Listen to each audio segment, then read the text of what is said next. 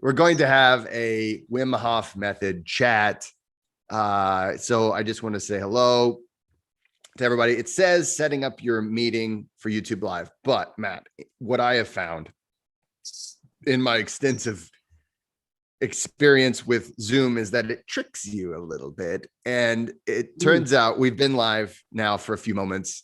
Yep. Now I can see the stream, and that is what was happening in the past. All right, great. So, hey, everybody, welcome to the Midwest. Welcome also to the Pacific Northwest. We've got some fun for you guys today. Today, I am joined by my brother in breath and ice.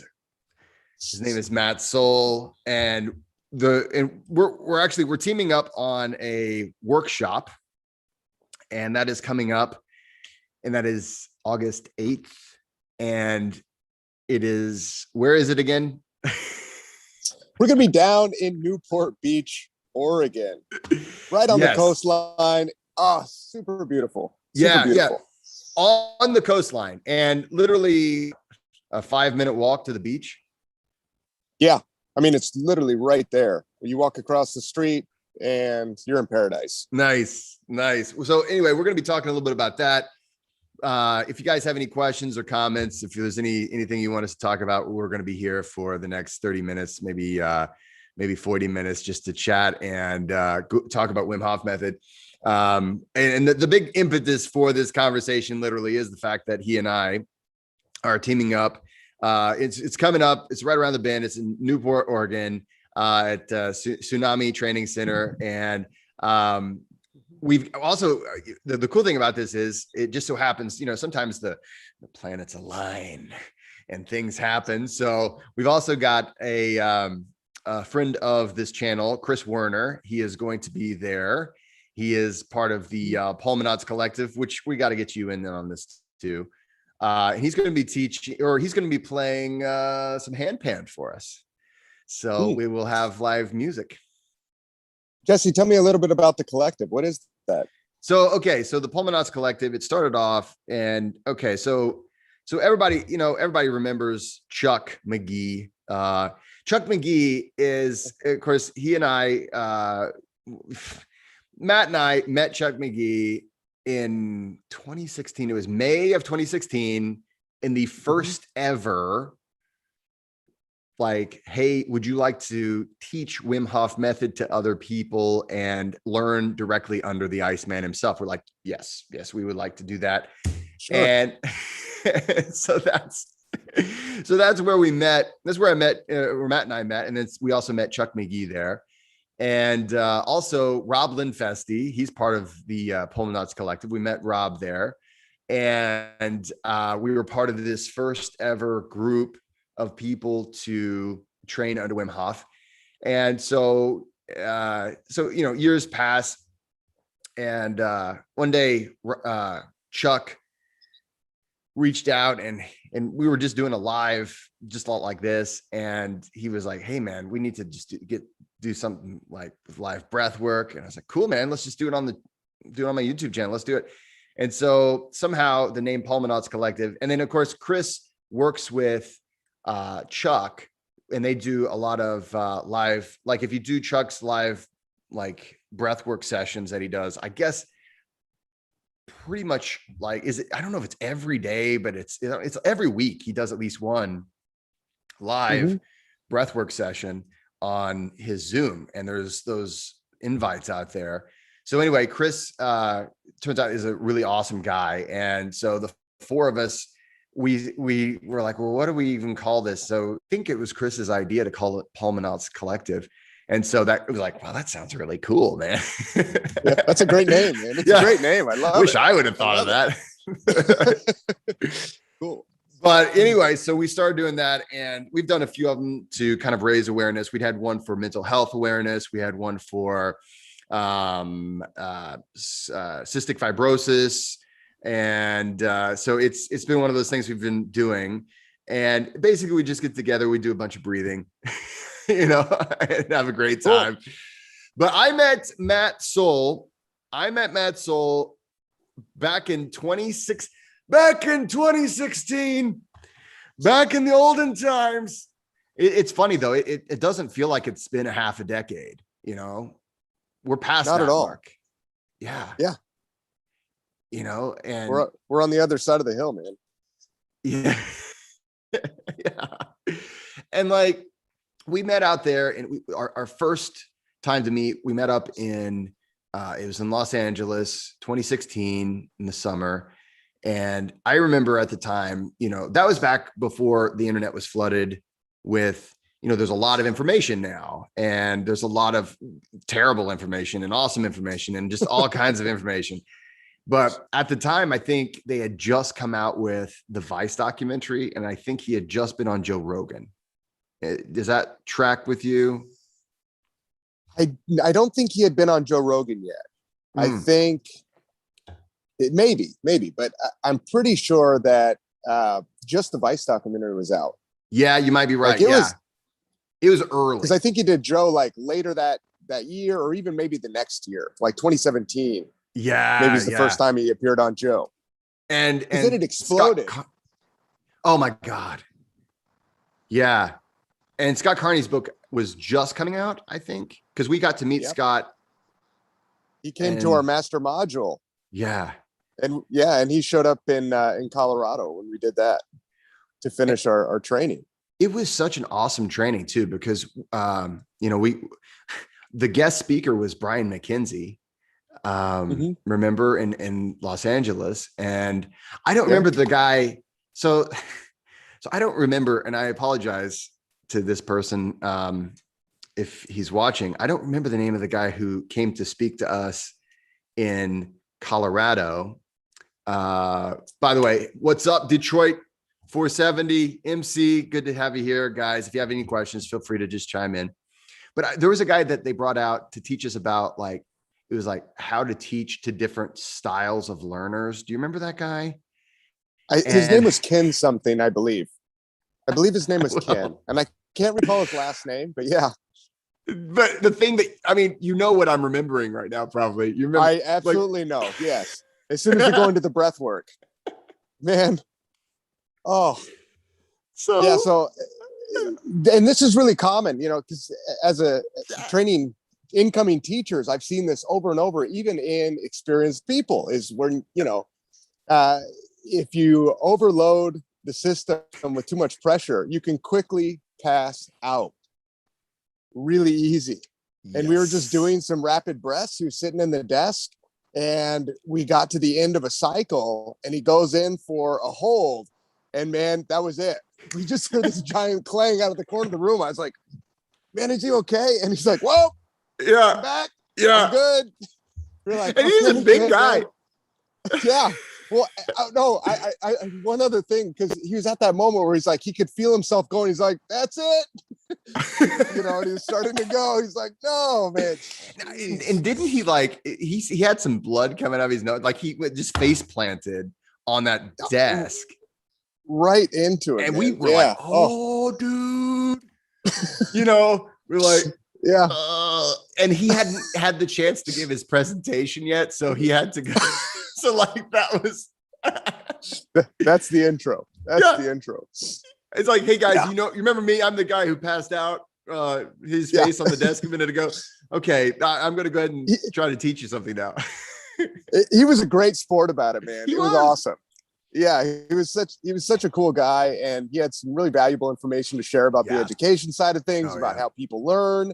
Like, that was all super cool, but what an intro, man. I know. Because I don't even think we knew, we had kind of chatted with him a little bit, but like most of us didn't even know who the guy was. You know, it's like, well, he's probably going to be here to speak to us for something, you know. But yeah, and actually, you know, that leads me into the fact that it matters how you practice the Wim Hof method, you know, and this is why workshops, they really are important. And I get a lot of emails and it's like, hey, you know, I've been practicing Wim Hof method now from, you know, like the app, or maybe even I've already taken the course, you know, like the 10-week course. And, you know, is there any benefit to going to an actual workshop? And of course, you know, it's one of those things where there's the intellectual knowledge that you gain through, I mean, of course, you also get experiential knowledge, but being there with other people, really getting to interact, there's nothing quite like it. Yeah, and just clarifying some of the underlying questions, because it's like just like with any skill work, you approach something, you begin it, you want to get direct feedback, like, hey, is this what I'm doing? Is this, get a little bit of a mirror from an in-person teacher. High quality feedback is so valuable.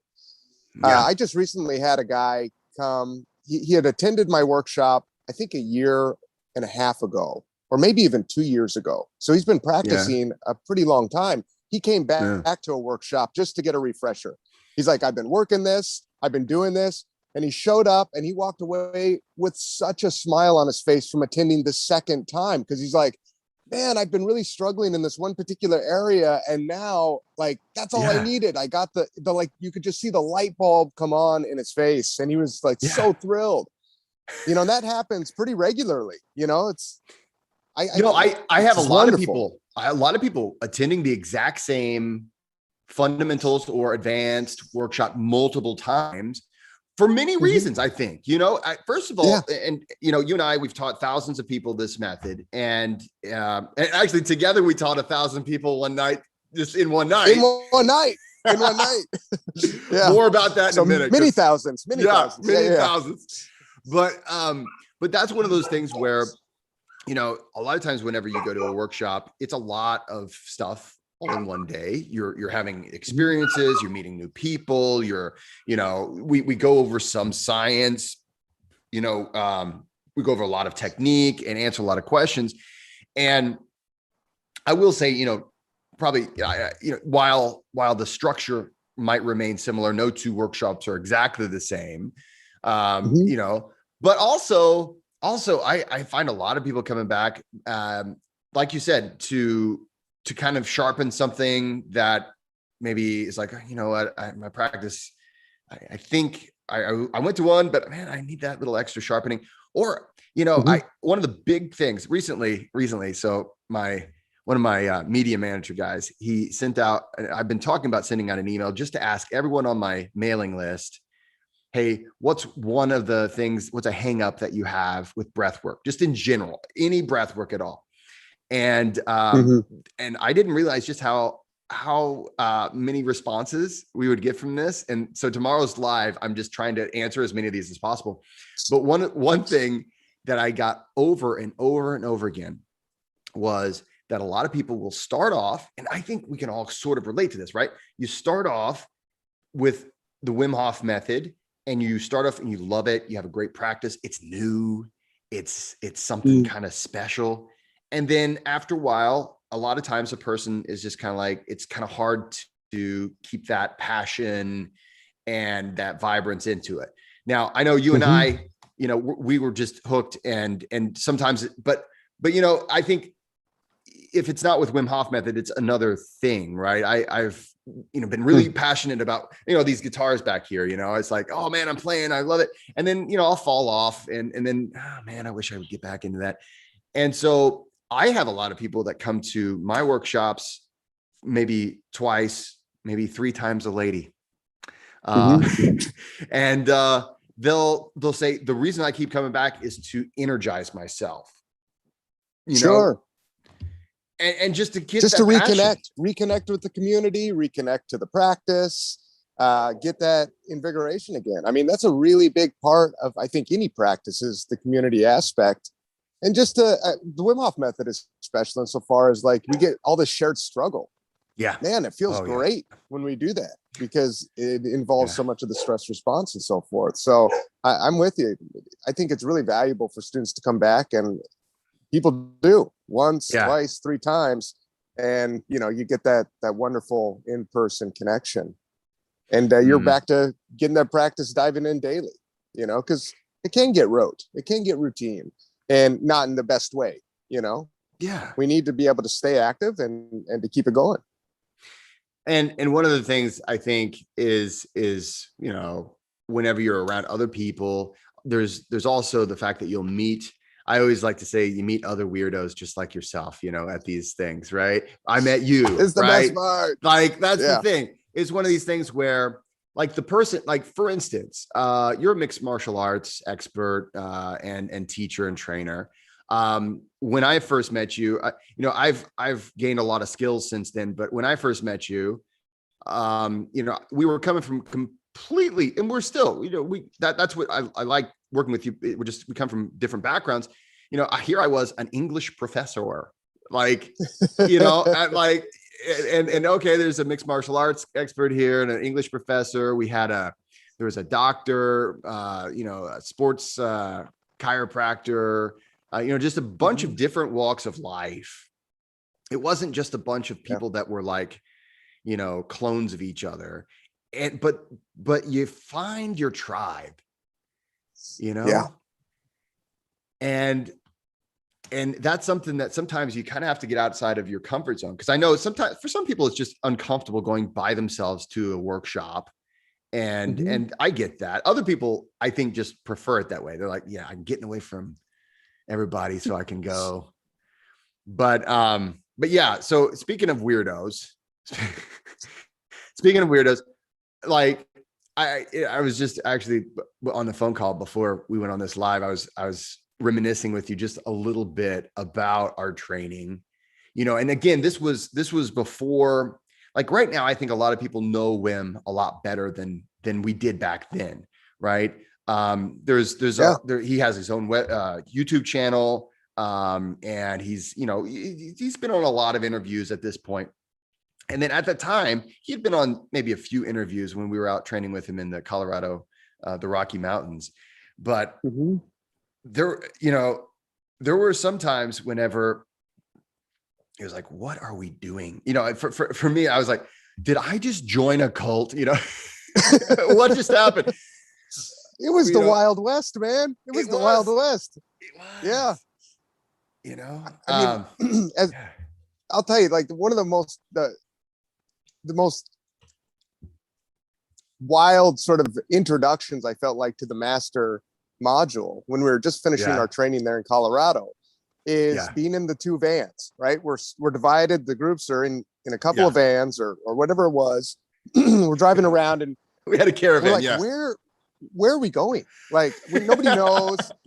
And we come to find out that Wim is just looking for any kind of cold water. He's just driving around Winter Park area, just like, we're going to find it. And, I wasn't in that van with Wim. So we're just like falling around, kind of circling back. We're like, where the hell are we going, man? And he gets out and we just park and it's blistering wind. I mean, it's freezing outside. The wind is whipping super fast. Like the lake has got waves on it practically. I mean, it's just, it's that kind of experience. It's like, everybody out. Yeah. Everybody, we're like, okay, well, here we go. So we get out and we're all on the beach there. And he's like, we're going to go in the water. So we're just like warming up with horse stance. I didn't even have a swimsuit. I mean, like, I'll tell you, no swimsuit. We do, I don't know, 5 minutes of horse stance or 3 minutes of horse stance. It was hard to tell. Right. It was just, Keep going. We're out there, we're looking at each other, we're all laughing, kind of nervous, like what the hell's going to happen? I guess we're just all in. This is what it's about. As instructors, you got to be able to just adapt and let it go. Yeah. And, all of a sudden I just see him drop his shorts to his ankles. Oh, I'll never forget that. Right in. And I was like, oh shit, that's how it's going down. Yeah. So, I mean, it was just like, let's do this. Let's go into the water with the naked Dutch man. I was like, Wim, that's not how we do things in the States, man. No, he didn't give a shit. It was so great. It was so great for him to just get in there, and that was my introduction. I'll tell you, since then, I never go anywhere with the Hoffs without a swimsuit. Ever. I always have it on underneath my pants, just underneath in case. my shorts. Yeah. I'm ready to go. Yeah, ready to go. It's just always there. Actually, you know what? One of so Matthew, Matt teaches like for instance, if you were to become a Wim Hof method instructor, he does the advanced course, and so one of your students, I don't remember which one, was assisting me. I was kind of giving some mentoring, and I told him, I was like, hey man, always have your swim trunks with you just in case. And he's like, you know what? Matt Soule told me that too. And I was like, yeah, you always, Yeah, always, you always have those. Don't leave home without it. And he's like, yeah, but when you're training other people, you don't get into the water. I was like, yeah, you don't know that for a fact. It's just, you're never really going to know. So just always have them on just in case. That's right. And it's been a part of like our lives for this long, you know, always have those. Now, when you train by yourself, like, and I know these days you do, you do a lot of travel. We both do a lot of traveling, but like when you're in a somewhat regular routine, how do you train? Do you do like ice bathing or cold showers, or what kind of stuff do you like to do most? I'll tell you what, I like to mix it up for really clear reasons, but my daily practice is I always take a cold shower. But for example, you know, I've been in New Mexico a lot recently. Yeah. There's not any cold showers. You know, 2 days ago, I was in Montana. Well, plenty cold shower there, even in the summertime. So I was in Alaska earlier this year, like maybe a month or two ago. And man, it was the freaking coldest shower I've ever had in my life. Oh, I bet. You know, I bet. I couldn't believe how cold it was. I was like, how are the pipes not freezing? And it's June or May, you know what I mean? It's so, oh my God, depending, you know, that can be a great tool, or it can be, you know, not so great if the showers aren't getting below, you know, 60, at least 60 degrees, you know. I like them colder if I can, but you know, depending on where you are. So what I did recently is, you know, I went out and bought 50 pounds of ice and put it in the bathtub so that my daughter and I could take an ice bath. Done. You know, when we were in New Mexico. Yeah. You know, so that's great. But my favorite, Jesse, I got to tell you, I really try to use this method to connect to nature. That's one of the biggest pieces for me, because I love to be in nature. We spend a lot of time in cities. Yeah. I do. So I like to say, okay, how can I get out of my typical routine and make this practice special and something that I'm always eager to do? We talked about a few minutes ago that, you know, how do you keep that inspiration in a regular routine? Well, part of it is doing things that are really interesting and fun, you know, and there's nothing better than just getting outside and going, you know, cold searching for some random river to get into, or some, you know, or lake, or go on a hike or something. So I do that on a very regular basis. I get out into the woods, I get out into the mountains, I go breathe fresh air, and I get into the cold waters. Like, you know, I would say that that's my number one. Right there. That's awesome. I mean, I think anytime you're out in nature, there's just an extra element of it. It's interesting just how much more relaxed I feel, even if it's insanely cold. Those natural cold dips. Like I have one of those, I filled up my deep freeze, you know, and put a pond liner in it, and I turn on the deep freeze every day, you know, and that way I have my little ice bath waiting for me. But it's a Frankenstein monster, you know. It's ugly. It's in my garage, you know. The scenery in my garage is not great, right? It's oh, there's a car, and then there's this garbage that I should have taken out, you know, or whatever. And so and so it gets the job done, but there's just nothing that beats it whenever you can go out, you know, and especially when you can, like, you know, get a hole in the ice, or, you know, these, I mean, just these awesome exposures. You're going to be doing, I believe, some retreats, or at least one retreat up in Alaska. And by the way, Jay, if you're still watching, we're going to talk to you in just a second, but I want to give you an opportunity to just kind of plug this, because I think it's going to be an amazing retreat. What are you doing up there? You know, I had been dying to go to Alaska and just visit it for as long as I can recall. And I finally got the opportunity to go up there to shoot some promotional video. For an upcoming retreat that I'll have in January. And I went up there just, like I said, 2 months ago. Jesse, it's incredible. For cold practitioners like us, for guys that love nature and just want to disconnect. I've been to every, you know, continent with the exception of Antarctica. Yeah. I've been all over. I've been to Iceland. I've been to just all of the top cold water spaces, you know, in mountains, beautiful places. Alaska's my number one, man. I Yeah. mean, I was so thrilled when I got there. I was like, this is insane. I got to go swim in glacier water.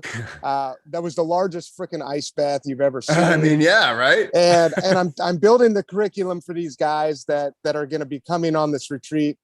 I'll tell you, if you have any desire to really, you know, get into the wild, and of course we're going to optimize safety and everything. You know, I'm a very much a safe practitioner. Yeah. But I like to push bounds. I like to see where those lines can be pushed to safely, you know, where we get out there and we really experience, you know, that deep discomfort, and then have the thrill of recovery and everything else and community that surrounds it. So Alaska is going to be a place that I will be holding regular retreats. I'll tell you. Now, when did you go? It's not like anything else. When did you go for your promo stuff? What time of year was that? It looked absolutely stunning. So that was in May, right? Okay. Just a couple of months ago. Yeah. Okay. Yeah. So that's awesome. Yeah. And I've seen, so the winter what's his name? Is going to be the guy, a little more intense. Of course. That's what I'm thinking. I'm like, it'd just be different. Yeah.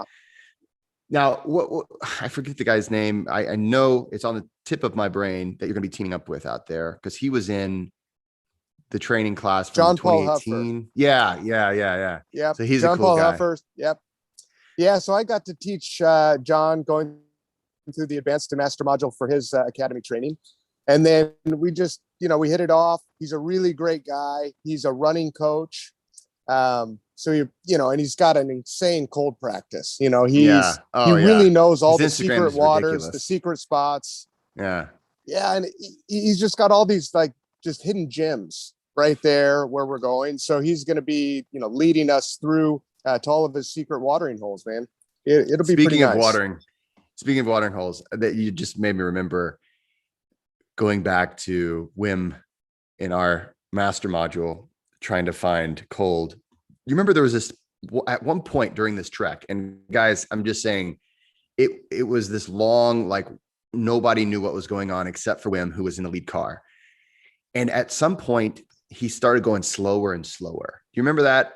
And it started going slower and slower, and he was in the lead, and we're all like, what is going on now? You know? And of course we made we're like, is it the speed limit? Is it like a miles per hour versus kilometers per hour?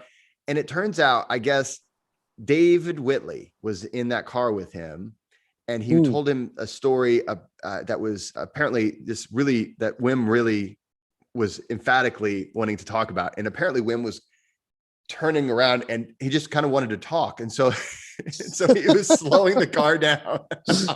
And it's like that. And you talk about being in the moment, right?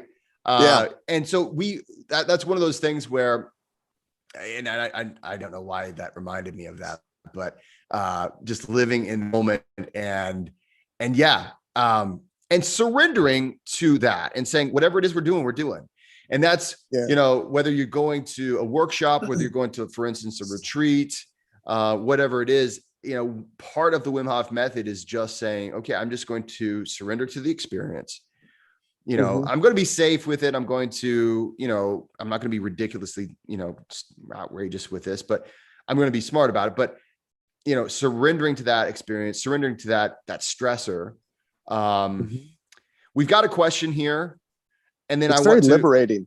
Yeah, oh my God. Yeah, I just want to say it's very liberating to do that, to surrender to the process, to just say, I accept. Yeah. and just be free in those moments. They are priceless moments, man. It's that and hey, I know a guy who wrote a book about such a subject. So we'll also plug your book here in just a minute. We have a quick question from Jay Spiegel. He says, so I've completed the fundamentals, and I would assume you're talking about the online course. And he says, I want to take the next step toward a level 1 certification as an instructor. Do you have any words of wisdom? I've been practicing since March of 2021. So, hey, welcome to the tribe. March of 21. That's pretty early in your practice. but you're sticking with it. So that is awesome. I'll say maybe a word or two, and then you can say a word or two. I would assume probably our words are going to be similar. If it's, so for me, I would just say, if it's something you're passionate about, go for it. You would want to go through wimhofmethod.com and apply to the academy, and they'll be in contact with you, and they take it from there. But as far as just general of becoming an instructor and all that, I would say just kind of, really going back to our story, it's just surrender to the experience. And I think you might get to meet, you probably get to meet Matt in person if you actually go through that. I don't know if you're in the United States or if you're in where you are, Jay, but yeah, that, just some general advice. Go for it, brother, and enjoy the experience. It was, whenever I talk to people who are about to go through their master modules, I always tell them, and I'm honest when I tell them, I always say I'm jealous, because that was one of the best weeks ever. That was just an amazing week of my life, and I'll never forget it. So any thoughts that you might add? No, man, I think you pretty much nailed it. Go after it. If you're passionate about it, it's a wonderful community to be part of. Everybody's very supportive. We're a pretty close group, even though we're hundreds across the world, and we're growing substantially every year. We're still a close knit group. So join the party. Let's share this thing. It's a really powerful tool for people, and you get to transform lives. I mean, how Absolutely. powerful, how wonderful. Get after it if you love it.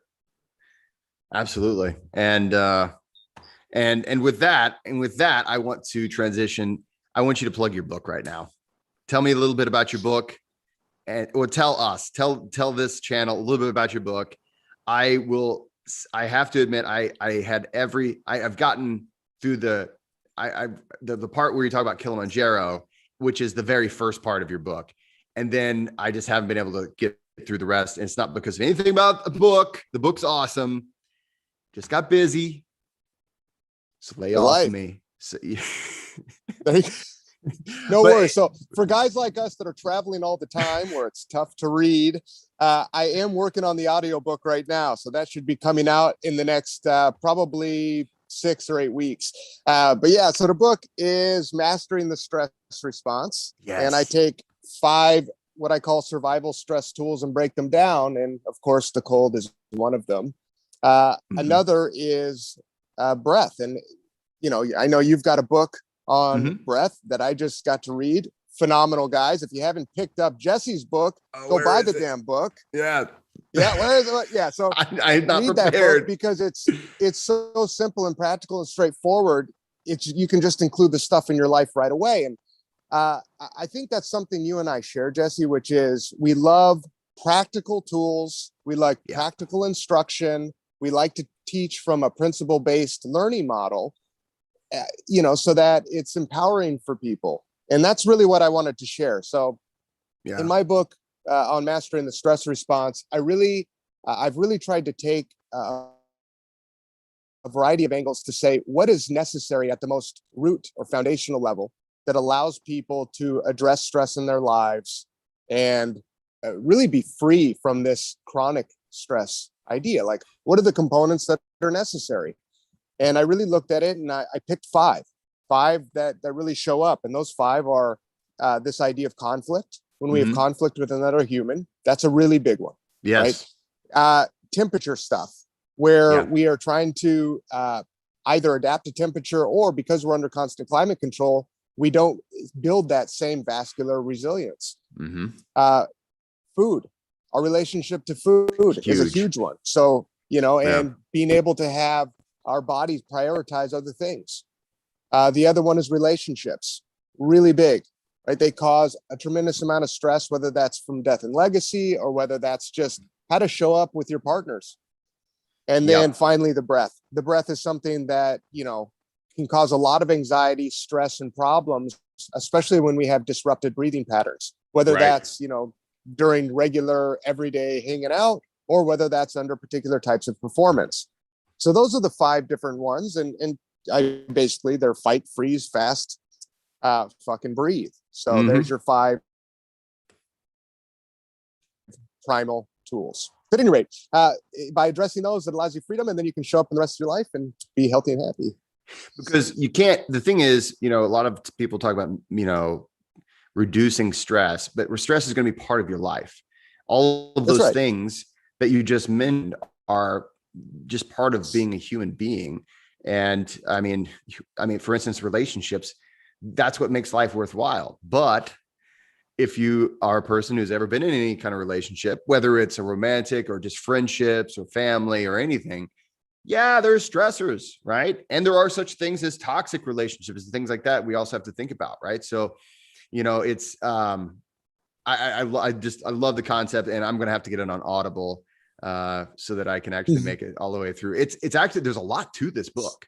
Like you've put a lot of information in there. So, but hey, brother, I have to call this adjourned time. I want to thank you so much for being here. I want to thank everybody for all your questions, all your comments. Check out our Wim Hof Method workshop. Is going to be in Newport, Oregon, and that is on August 8th at the Tsunami Training Center. And we're just right next to the beach. We're going to have a handpan player. We're going to cover all the things with Wim Hof Method.